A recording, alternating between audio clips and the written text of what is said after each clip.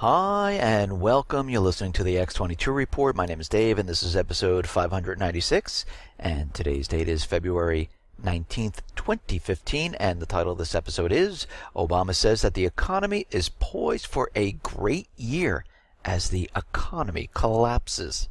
Let's get right into the economic collapse news. Now, we understand the battle between Greece and the Eurogroup is still continuing. But right now, the Greek government, they submitted a letter to the Eurogroup asking for a 6-month extension of the loan agreement. Now, the Eurogroup has two options, either accept or reject the Greek request. Now, they've come out and they said, we looked at this and we're going to reject it. Germany actually slams the Greek bailout extension proposal. The Greek letter is not clear at all, Germany says, but opens immense room for interpretation.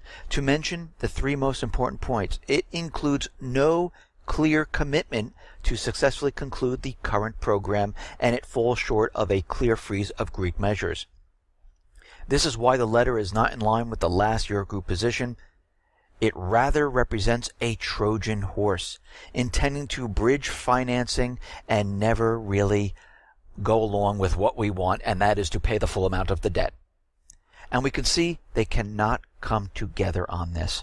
And as the Eurogroup continually pushes and Greece continually tries to give proposals and extend what has been going on, we can see eventually what's going to happen is that Greece most likely will turn to Russia, because we can see right now things are not working out. Not at all. I mean, the Eurogroup is continually giving ultimatums. Greece is handing over proposals. They're not going to pay the debt. They're not going to impose austerity. They're getting extensions from the emergency loan program. And this is really actually going nowhere at this point. And they're going to have to finally make a decision as the clock ticks down. Either, you know what, the debt is canceled, we're writing it off completely, and we're no longer going with the Eurogroup. Now, they might be doing this in secret, where they're preparing everything to go with Russia, and they just need the time to do this. And this is what it's looking like to me at this point, but we'll have to continually watch this and follow what is going on. Now, here in the United States, we see that the initial jobless claims, they've beat expectations. And again, we have to remember how this is all calculated. All the retail stores and all those people that are being laid off, all those people that who can't find jobs, who are continually looking but haven't been on an interview for 4 weeks or so, they're just not counted. But we see that for the 9th week in a row, the smooth average of initial jobless claims in Texas surged. Continuing claims jumped 58,000 to 2.425 million, the biggest jump in 2015, notably missing expectations. The trend of employment has clearly changed at this point. And we see as time goes on, things will be getting worse. And of course, they're going to have to manipulate these numbers, and they're going to have to show that, all these people, they're not looking. We're not going to be counting these people. And this is what they're continually doing to keep the unemployment where it is. And we know this is completely fake, phony, and false. Even the CEO of Gallup came out and said, it's a big lie. There's no way that the unemployment is 5.6, 5.7%. It's completely impossible. And we know this because when we look at what is going on and the amount of people that are going that are being laid off, and the amount of stores that are closing, the amount of people who are being laid off in the stores, the amount of people who are being laid off because of the oil suppression, there is no way that unemployment is where it is today. It's completely impossible. But again, we have to remember how they count it. Those people who have one part-time job or two part-time jobs, they're counted as a full-time job. If they're working in a part-time job and they don't work a certain number of hours or receive a certain number of dollars and they get laid off, they can't apply for unemployment insurance. So you can see how this works to the benefit of the government with their manipulated numbers. Now we see the Philly Fed, it has been falling for the 3rd month in a row. Philly Fed printed worse than expected at 5.2 against expectations of an 8.4. It's the lowest in a year. New orders tumbled to its lowest in a year, but most critically, hope. the 6-month forward outlook index tumbled from 50.9 to 29.7. We can see it is definitely not getting better. And when we look at Caterpillar, what are we seeing? Well, Caterpillar just reported that in January, it suffered its worst retail sales since Lehman, with global sales plunging 14% from last January, when sales in turn had dropped 8% from a year before, while the year before had slid 3% from the year before that, and so on. And when we look at Caterpillar, what are we seeing? Well, we're seeing during the Great Recession, going from 2008 to 2010, we see 19 months of negative sales. What do we see today with Caterpillar? Starting in the end of 2012, going to 2015 now, 26 months of negative sales. It is completely falling apart. And the entire company is disintegrating.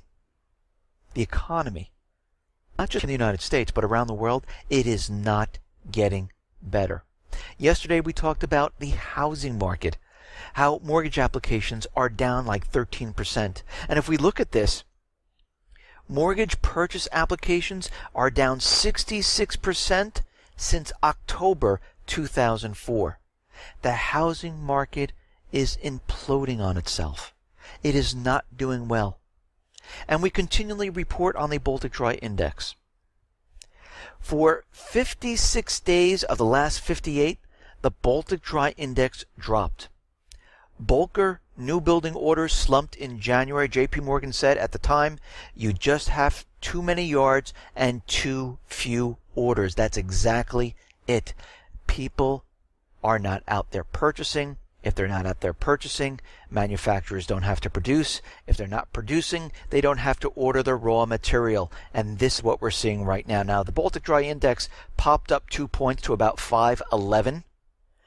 But the glut from the Baltic Dry Index has pushed new vessel prices to 8-year lows and caused a 49% plunge in first half orders at the nation's more than 1,500 shipbuilders. So we can see that the Baltic Dry Index, as it's continually declining, is really having an effect on businesses all around the world. But don't worry. Obama was out there today, and he has some good news for everybody.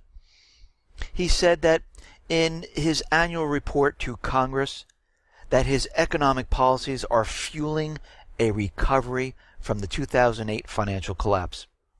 And new proposals will definitely expand this recovery. At this moment when our economy is growing and creating jobs, Obama wrote that now America is poised for another good year, as long as Washington works to keep this progress going. When he looks around the country, what does he see? He sees improvement everywhere he looks. He sees retail space completely filled. He sees retail stores expanding where they're adding stores, hiring people. What does he see when he looks out? He sees no one living under bridges in tents. He doesn't see the 60, 70, 80 million people on EBT cards. He doesn't realize that there's 93 million people out of work. And most of these people are continually trying to find work. He doesn't see these people who have had great jobs get jobs with less pay, or part-time work, or they can't even find work. So how possibly, when you really look around, can he say we're in a recovery? Because all that's fake, phony, and false. There is no recovery. Stores are not expanding. They're contracting. People are being laid off left and right. I mean, look at all the store closures. If the economy's doing so well, why did Target have to close all of their stores in Canada and lay off 17,000 people? Why do all the stores here during the holiday season, why did they have to close down if everything is fantastic? Why is the Baltic Dry Index plummeting to all-time new lows? Why do they have to manipulate the numbers like GDP, unemployment? Like GDP, they took and they added research and development. They went all the way back to 1929 and recalculated to the present day. hopeful, what they were trying to do is keep GDP in the green. But they have to manipulate all these numbers. They have to keep the illusion alive. And they have to keep reminding us we're in a recovery. Well, let me just say, and I've said this many, many times before, if you are in a recovery, you never have to be told. You never have to be told by anybody. You know why? Because you have income coming in. You feel secure in your job. You know if I decide to look for another job, there is one waiting. And I can just send my resume out, and guess what?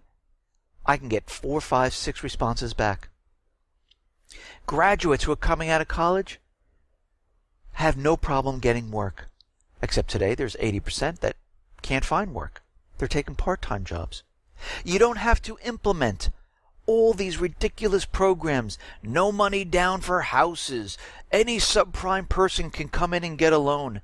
Auto industry, subprime people, come on in. We don't care. No credit, bad credit. Doesn't matter. You have a heartbeat, you're going to get a car. Delinquency's way, way up. You don't need all of this. You would know because you would be secure, you'd be getting raises, and you know you had income coming in. You would plan trips. You would buy merchandise. You would feel it. But again, Obama says, under his economic recovery, you're not going to feel it. You're just going to have to believe him. Well, guess what? I don't. Now, Russia right now, they are purchasing more and more gold. Of course, the corporate media is out there saying that, oh, because of the sanctions, or because of what's going on, they're selling their gold. No, what they're doing is they're selling their treasuries. They sold about $22 billion in U.S. treasuries, a record 20% of its total holdings, bringing its U.S. paper inventory to just around $86 billion in December, the lowest since June of 2008. What are they doing when they sell these treasuries? They're buying gold. It's the actual opposite of what the corporate media is trying to say. China, they have sold about $6 billion in treasuries in the last month of 2014.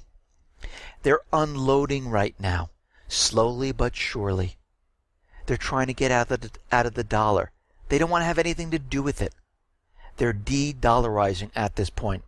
And we know when the sanctions were placed on Russia, when this whole Ukraine fiasco started, we knew they were going to be going off the SWIFT system. They made preparations to push their agenda to de-dollarize, and this is exactly what they're doing. They had a test case about a month ago, and now 91 credit institutions are going to de-dollarize. They're going to be off the SWIFT system and on their alternative payment system. They've done it. And the news service will allow Russian banks to communicate seamlessly through the Central Bank of Russia. It is working very, very nicely. And a lot of people are surprised they were able to do it so quickly. I'm sure the government officials in the White House and the central bankers are scratching their head going, wow, how did they do that? But we can see they're trying to separate themselves from what is coming. Gazprom, where the U.S. credit agencies continually downgrade it, where the Chinese credit rating agencies give it a AAA rating, Gazprom has decided to place shares on the Hong Kong Stock Exchange. We're working to sign an agreement with China in the near future, and we'll have no obstacles to enter Chinese stock exchange. So we can see they're already transitioning. They're getting ready. And the U.S. government central bankers are trying to figure out a way how they can provoke a war with Russia. They're not stopping. Even if their tactics don't work and they don't reach their goal is always the same. And I've said this many, many times before. Their goal is to get Assad. Their goal is to provoke Russia, China, North Korea to get into the next war. And they will continually keep doing this because why? They need to cover up what is actually really coming. This is what they've been hiding from everyone around the world. This is what they don't want you to know. Because they're nervous, they're afraid that if the people knew, they would shut down the central banks all over the place. Look at Canada. They have a lawsuit going against the central banking system in Canada because it's completely unconstitutional.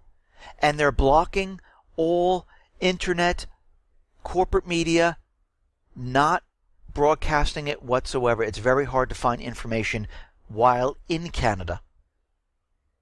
And they're doing this on purpose. Just like the corporate media here decides to leave out anything that has to do with what's really going on in the world. Instead, they give you other stories to keep you distracted. Ted Cruz is out there, and this is Senator Ted Cruz. He has accused Obama of counterfeiting immigration documents in order to make it possible for undocumented immigrants to work inside the United States. One of the things the president has claimed rather absurdly is that the basis of his authority is prosecutorial discretion, that he's simply choosing not to prosecute 4.5 million people here illegally. But what the district court concluded quite rightly is they're doing far more than that, Cruz said. The administration is printing work authorizations. It is affirmatively acting in contravention of federal law. Basically, what it's doing is counterfeiting immigration documents because the work authorization it's printing are directly contrary to the text of the federal law. And this is what they're doing. They do everything they possibly can to get around the law. They want you to follow the law, but what they do is they believe they're above the law and they don't have to follow it. And if a judge or anyone says you have to follow it, they take the NSA, they find dirt on that judge or congressman, whoever, and they blackmail them into doing what they want.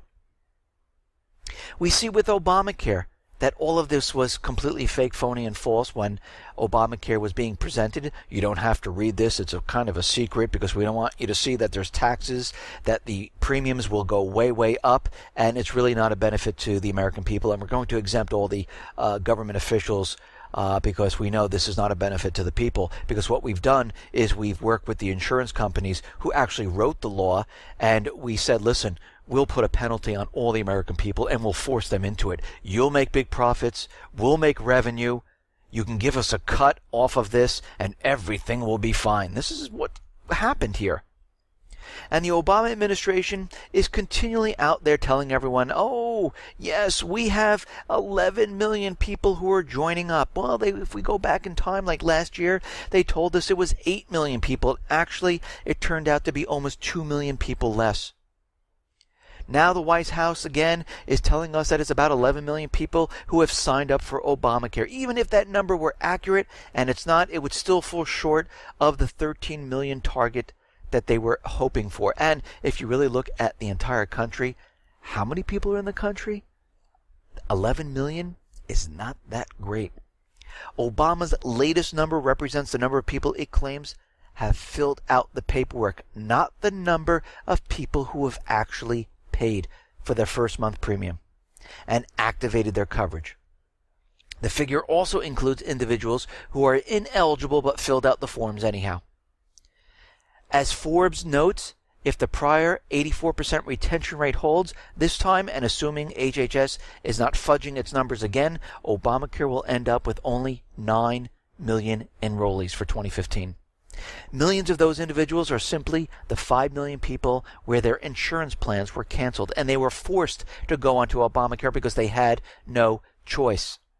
So really, where are all the new people that are rushing to it to spend $600, $700, $800 a month where they're getting no benefits because they have to reach the deductible before health insurance will even kick in? Not there whatsoever.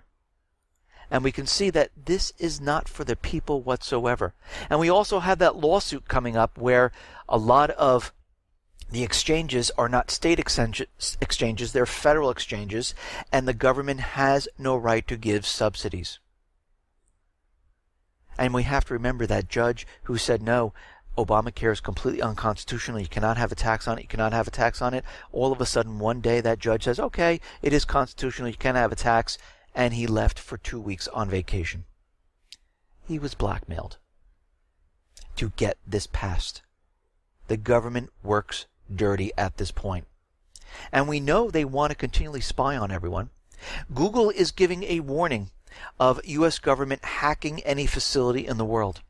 Google says increasing the FBI's power set out in search warrants would raise monumental legal concerns that should be decided by Congress.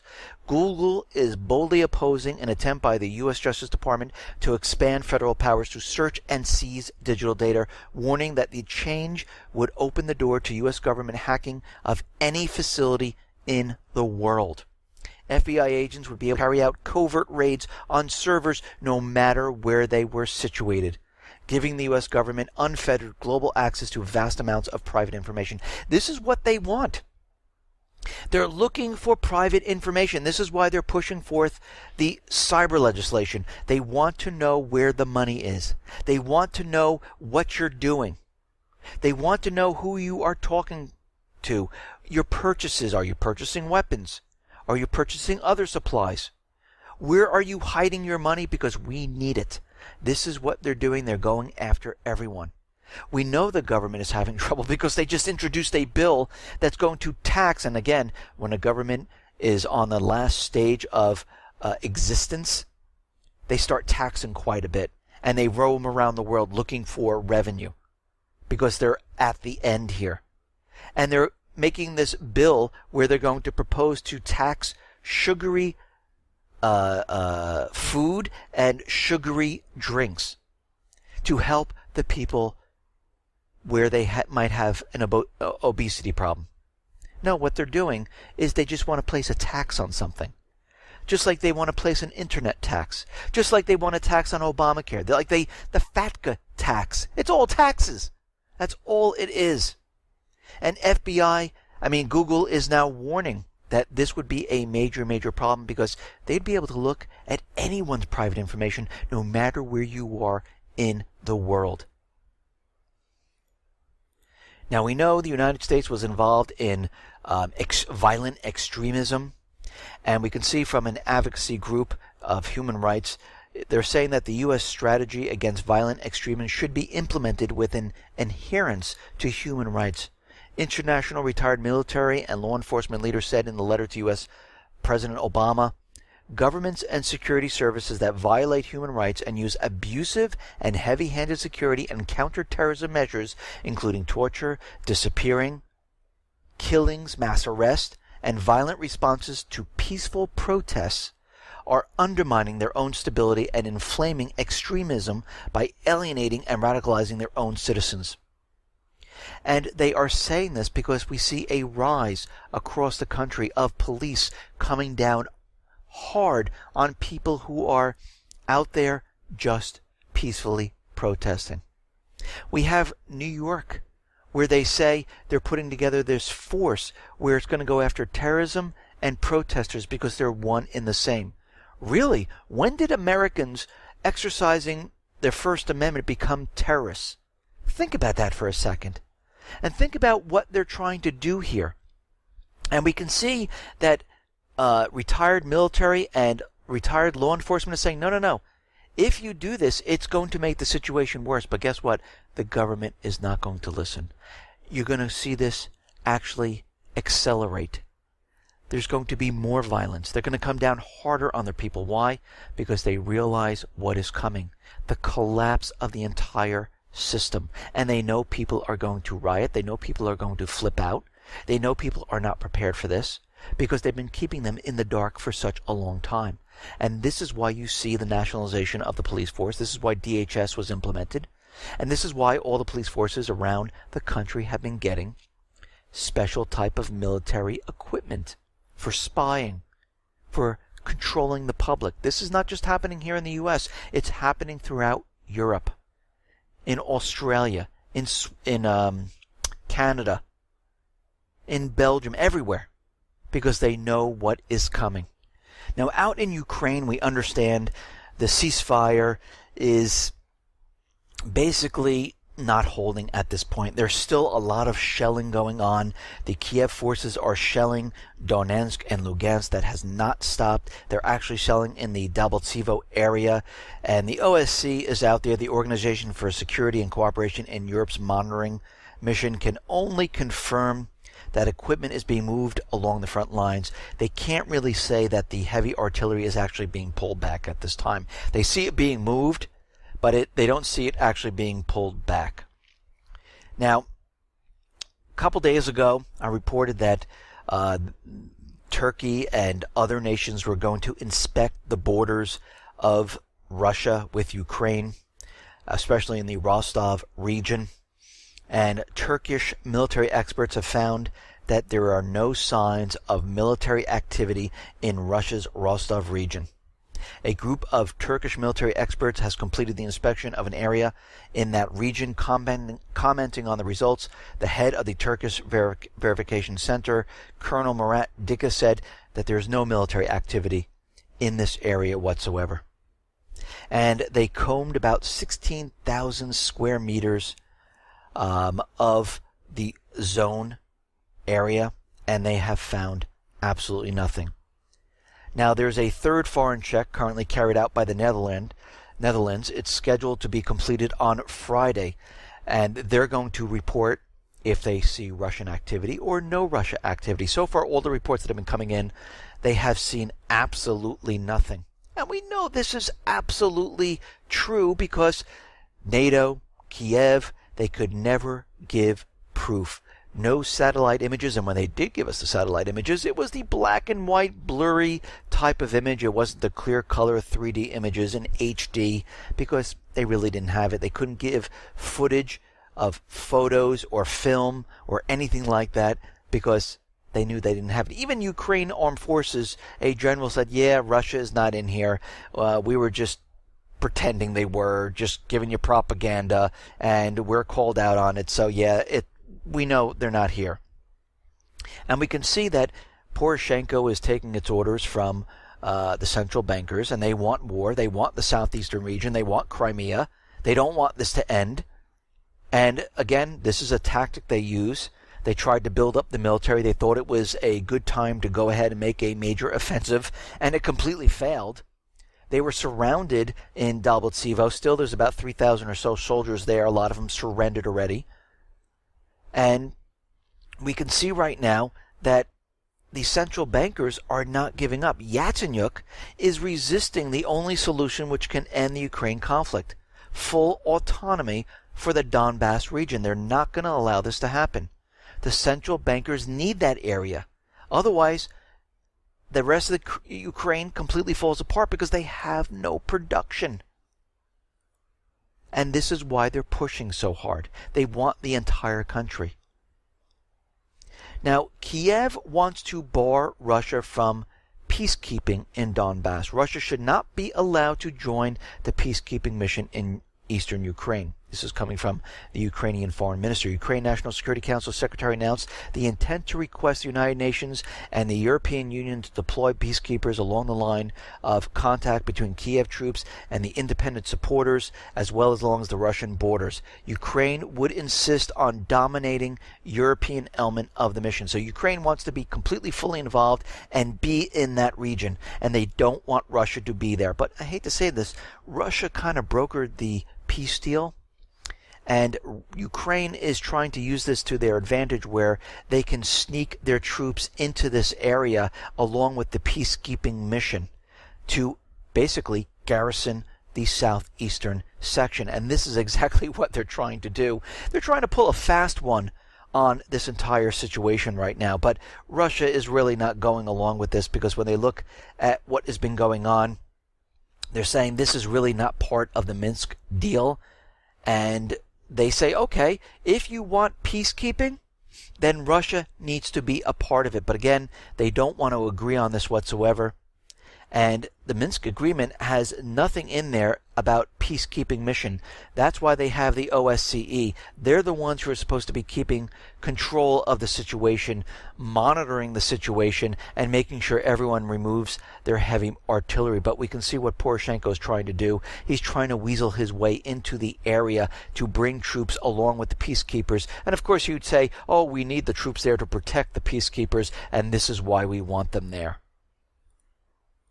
Now, the EU said, listen, if we're going to be helping out with peacekeeping, we will send, and this is coming from a top EU official, we will send armored cars and satellite imagery to monitor the ceasefire in Ukraine. So we will help out in any way we possibly can. Now, during the talk between the Normandy Four, that is France, Germany, Ukraine, and Russia, there was no mention ever about peacekeepers in eastern Ukraine during their phone call on Thursday, which is today. Nothing about it whatsoever. So you can see Poroshenko is continually trying to change the agreement. He's done this once before, and actually, this is what the central bankers of the United States government always do. Once they have an agreement, if you look at the P5+1, they do the same thing. They continually change it and say, but you didn't do this. Oh, but we want to change that, and you didn't conform to that. They continually do this until they get their way, or they finally say the other party has given up and see they broke the peace deal. They didn't want to work with us, and this is a tactic they use.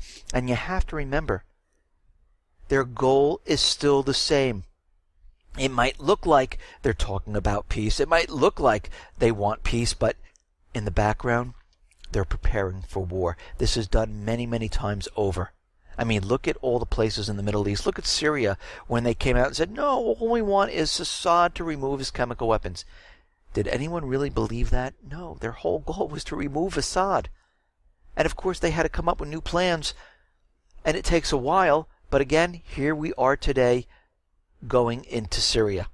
And I shouldn't say we, I should say the U.S. government central bankers, because this is what they really want.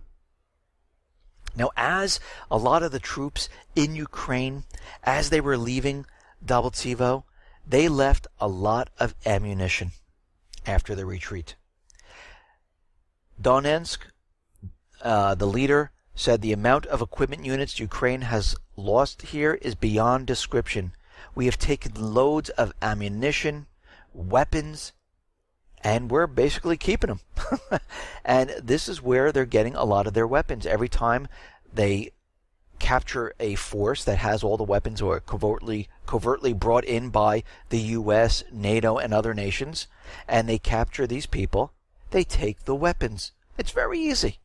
It's almost like the weapons drop in Syria and the Islamic State just happens to end up with it. Or the weapons are given to the Free Syrian Army and then they defect and go over to the Islamic State. Here it's working a little differently.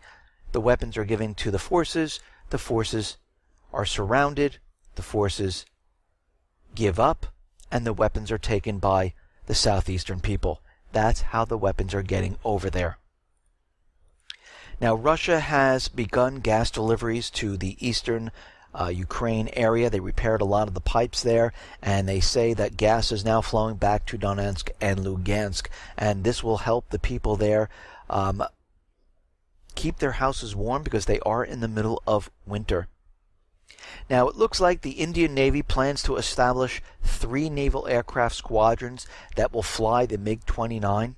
2 of the squadrons will be deployed to 2 aircraft carriers, while the third one will be used for training. And it looks like Russia is ready to supply these MiG-29s to India.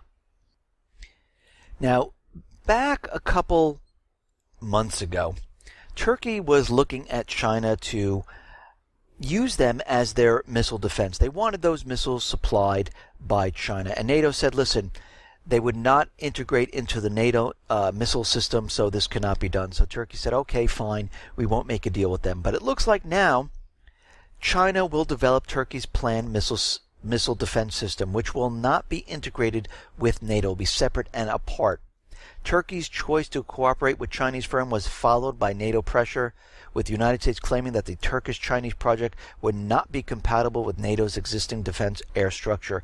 Turkey first extended its tender deadline to reconsider the deal, but despite the alliance warning, decided to choose China as a partner, and they're going ahead with it, and they are using the Chinese missile system. And you have to remember, Turkey is part of NATO, but they're cozying up with Russia, they're cozying up with China, and again, if things go down the way we think they're going to go down, and I'm talking about World War III, Turkey's going to have to make a decision of which side it's on. And it looks like they're preparing to be on both sides, and they'll switch whenever is needed, and which side they will need to go on as the war progresses. And it seems like they are preparing themselves for this.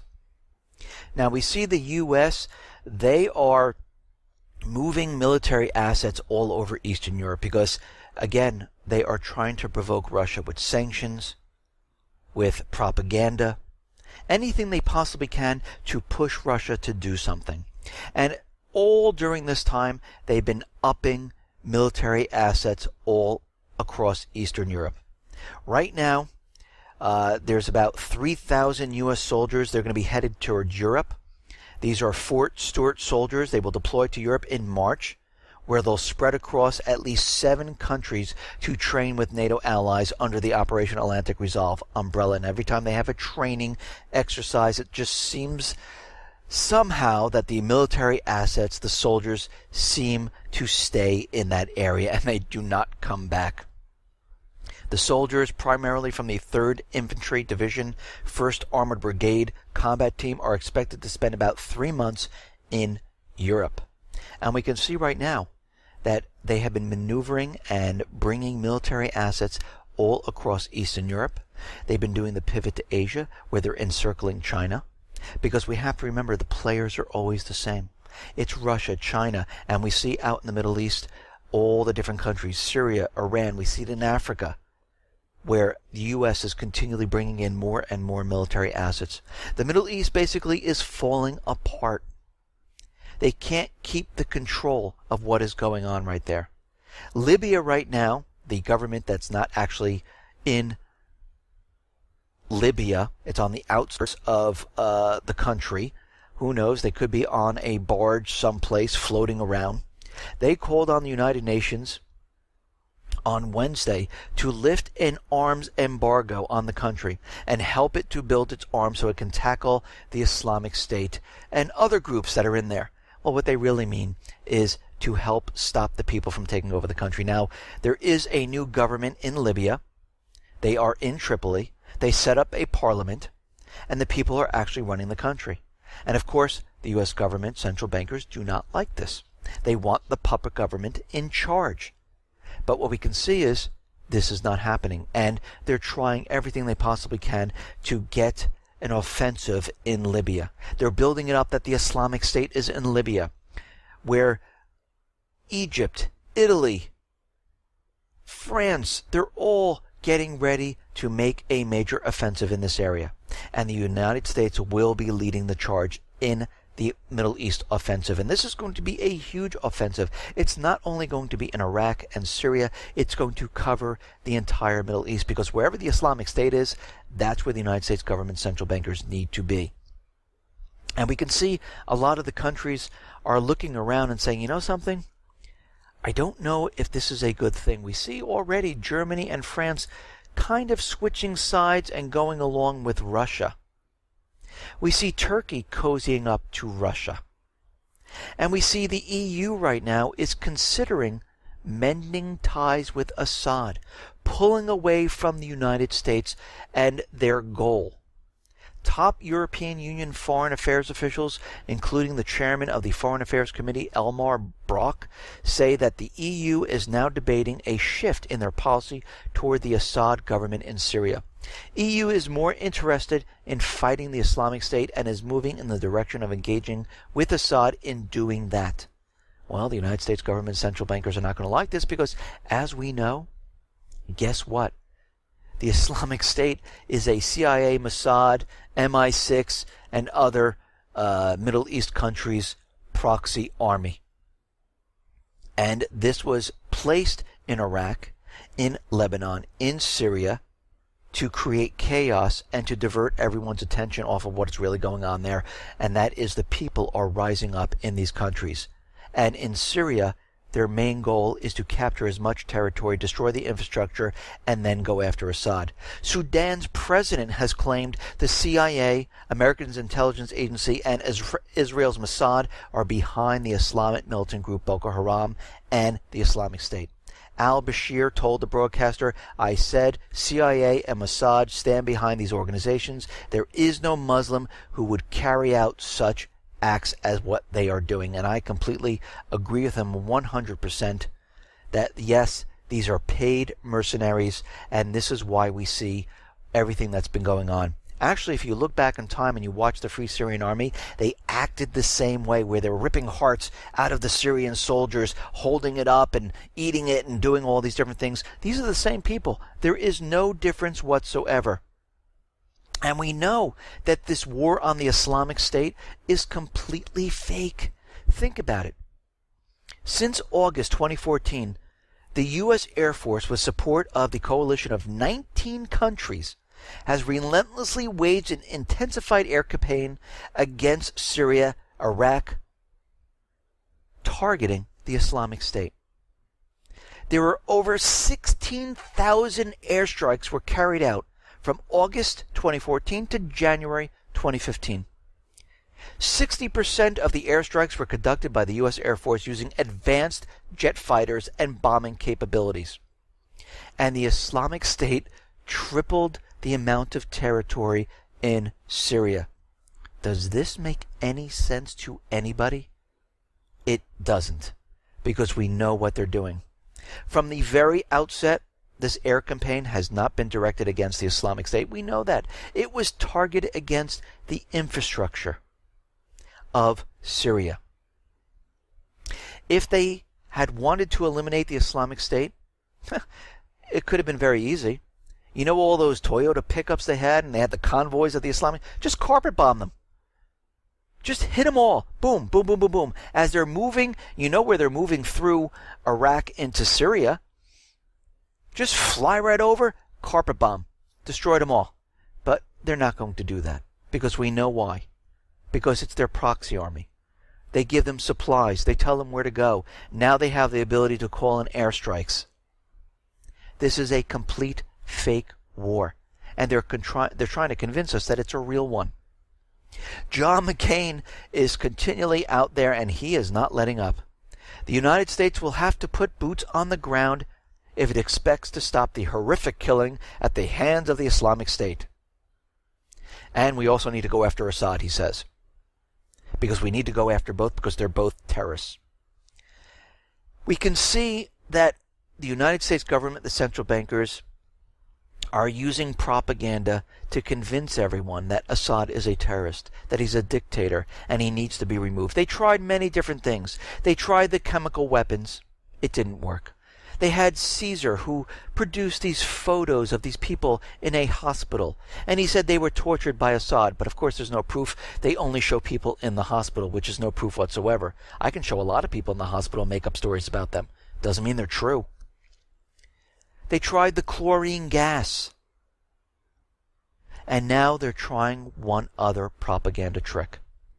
You know how the Jordanian pilot was burned? Well, now they're trying to link Assad to that. They're saying a report that was published by a non-governmental human rights group, of course controlled by the U.S. government CIA, which put it together, said that Assad has burned people alive, hundreds of people. And they've continually doing this. And they're saying it's just like what the Islamic State does. He's in league, and he does the same thing as the Islamic State. So they're trying to merge the two at this point. You have to remember, the United States government central bankers, they're becoming desperate.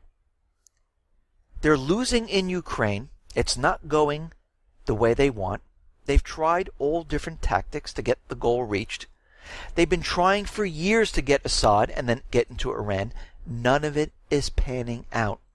And you know what happens when you push people into a corner and they can't get anything done and they still want to reach their goal. They lash out crazily. How are the United States government central bankers going to do this? With a false flag event. They will do this to push their agenda. We might see something happen in Ukraine. Maybe it's a nuclear weapon. Maybe it's chemical. Who knows? But they will do something, and they will try to blame it on the southeastern or Russian people. The Russian government who's pushed this. Here in the United States, if they can't get that authorization for war, and it's not going their way, guess what's going to happen? We're going to see a false flag to help along where Congress would pass the authorization for war. It could be in Europe. It could be here in the United States. There could be mass killings. We don't know what it's going to be. It could be a nuclear weapon. It could be a chemical weapon here in the U.S. It could be pretty much anything. And if they do this, they will follow up with a cyber attack, and they will report that it was Russia, it was China, it was North Korea who brought the economy down. This has been planned for a long time. This is why they're telling us that there's lone wolf cells all around the U.S. and throughout Europe. They're preparing everyone for it. And as things continually go wrong, they will lash out with a last-ditch effort to push this war, to cover up this entire economic collapse. Listen, everyone, thanks a lot for listening. Be well, be safe, and especially be prepared. Thanks a lot.